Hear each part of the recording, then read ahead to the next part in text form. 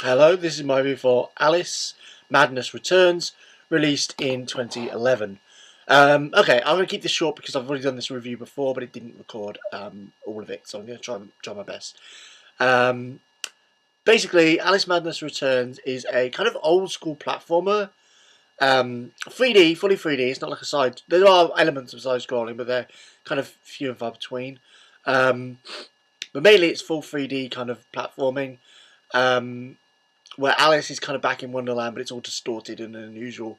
And I really actually quite like this game. It's not perfect. There's definitely issues.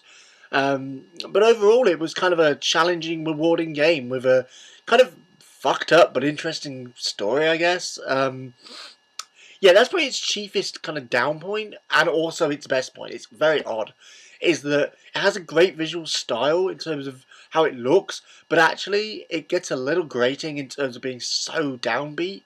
Like it really is downbeat. Like the visual style is downbeat.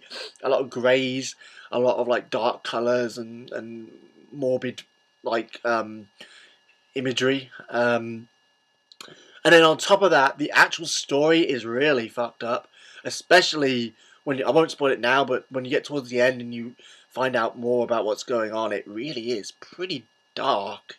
Like especially for a video game, it's pretty insane. Um, and sometimes that can get a little depressing. Like sometimes I could only play it for like an hour at a time because it was just too downbeat. But in terms of being an actual game and the actual gameplay, it was really good. Some of the jumping felt a little flimsy.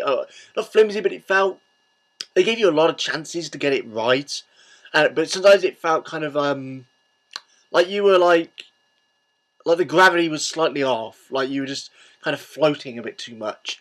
Um, but yeah, but apart from that, the combat's really good. The combat's really cool.